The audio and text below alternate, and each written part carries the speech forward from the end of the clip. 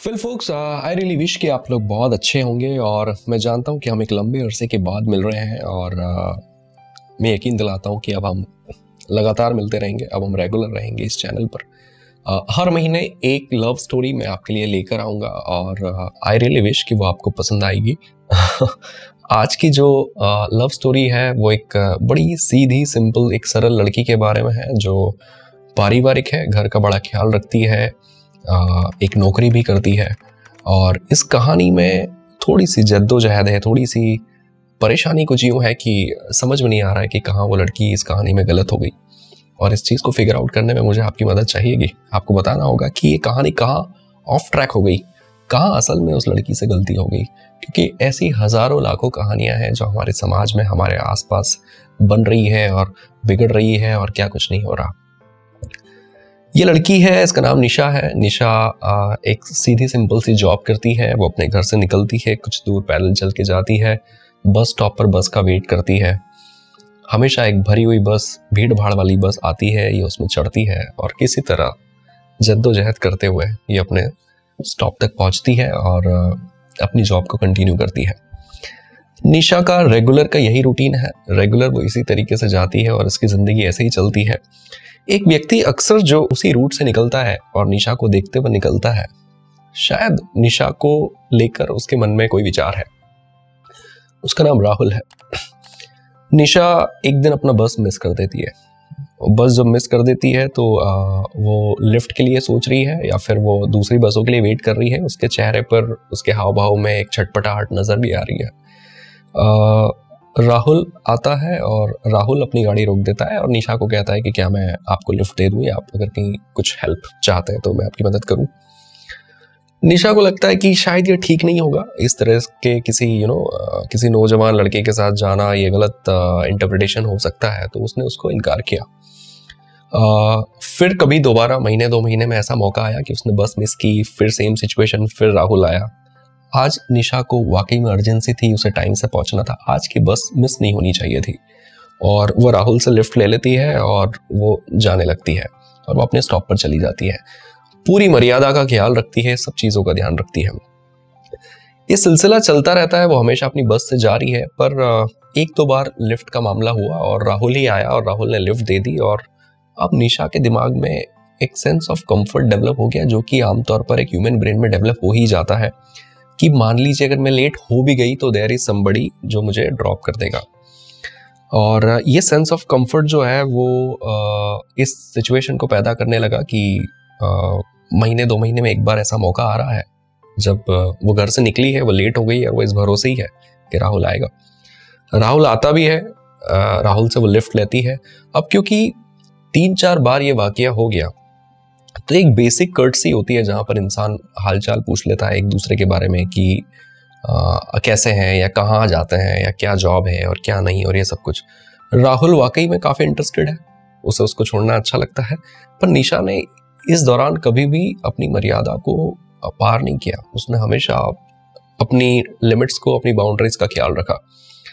एक बार ऐसा हुआ कि राहुल ने उससे उसकी फैमिली के बारे में, बच्चों के बारे में पूछ लिया कि वो कैसे हैं और क्या करते हैं। और कर्टसी के नाते वही चीज़ निशा ने भी पूछ ली।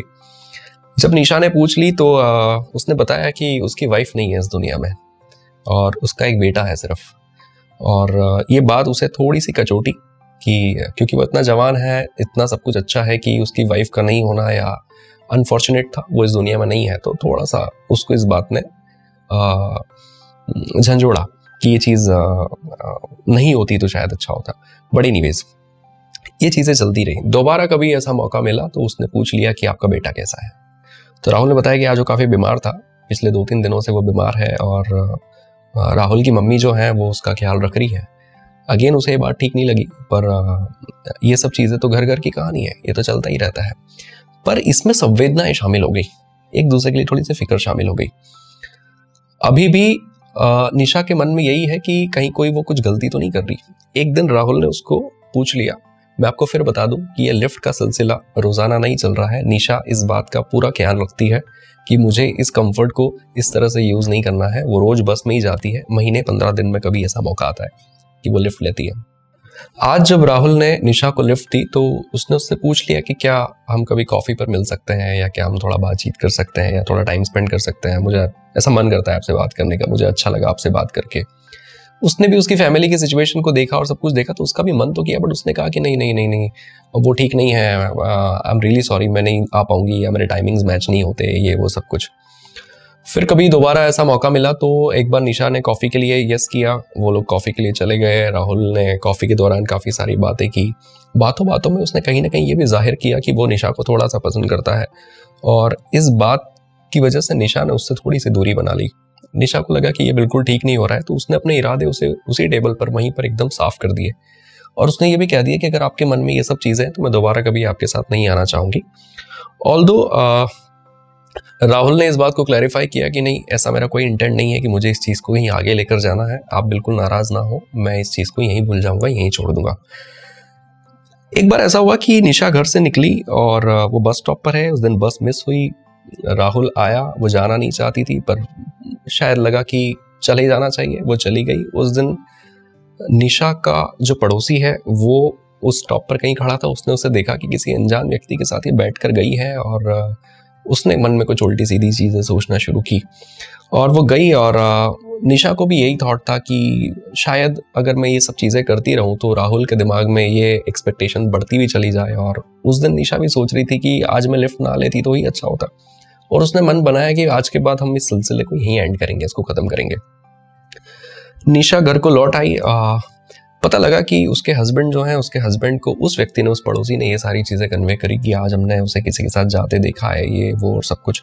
निशा के और उसके पति के रिश्ते बहुत हेल्दी नहीं है, बहुत अच्छे नहीं है, पर क्योंकि बहुत पारिवारिक और बहुत सीधी सिंपल लड़की है, तो घर की सारी चीज़ों का, अपने हस्बैंड का, अपनी मदर इन लॉ का, सब चीज़ों का, बच्चों का, सबका ख्याल रखती है, और हमेशा अपने घर की इमेज का और रेपुटेशन का ख्याल भी रखती है।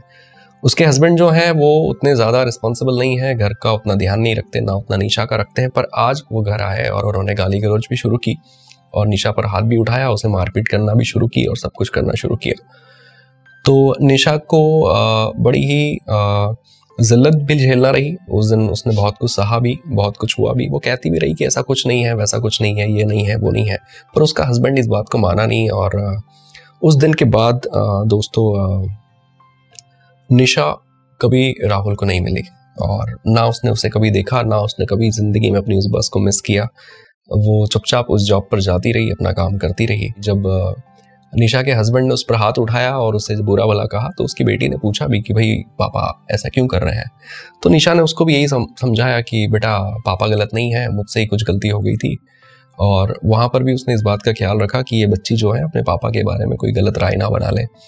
तो ये कहानी है दोस्तों जिसमें ये लड़की, जिसका इंटेंशन बहुत क्लियर था, पर परिस्थितियों के चलते, एक साइकोलॉजिकल कंफर्ट के चलते उसने लिफ्ट वाला सिलसिला हुआ, उसने बाउंड्रीज का ख्याल भी रखा। पर समाज कई बार चीज़ों को अलग तरह से देखता है, जैसे उसके पड़ोसी ने देखा और वैसे ही कुछ कन्वे किया। उसके हस्बैंड ने भी उसको ट्रस्ट नहीं किया और उसके साथ दुर्व्यवहार भी किया, और सब कुछ हुआ। इस पूरी कहानी में वो कौन सा पॉइंट था जहां पर आपको ऐसा लगता है कि निशा को रुक जाना चाहिए था? कौन सी चीज़ थी जहां पर निशा को संभलने की ज़रूरत थी और ये दिन उसे ना देखना पड़ता? वो कौन सी जगह? इस बात को मैं तो फिगर आउट नहीं कर पा रहा। आप ज़रा बताएं कि इस स्टोरी में वो कौन सी चीज़ है जहां पर उसे रुकना चाहिए था। दूसरा, इस कहानी से एक ज़रूरी लेसन जो हमको सीखना है वो ये कि कई बार हम एक सामाजिक नज़रिए से जो चीज़ देख रहे होते हैं वो कई बार वैसी नहीं होती जैसी हमें लग रही होती है। तो लोगों को जज करने के पहले, या लोगों के बारे में अपनी राय बनाने के पहले, या उनकी इमेज या उनकी रेपुटेशन या उनके नाम को ख़राब करने के पहले हमें 10 बार सोचने की ज़रूरत है, क्योंकि हर कहानी के अंदर एक ऐसी कहानी है जो हमने नहीं सुनी, राइट? और उस कहानी को जाने बिना आप अपनी राय नहीं बना सकते हैं।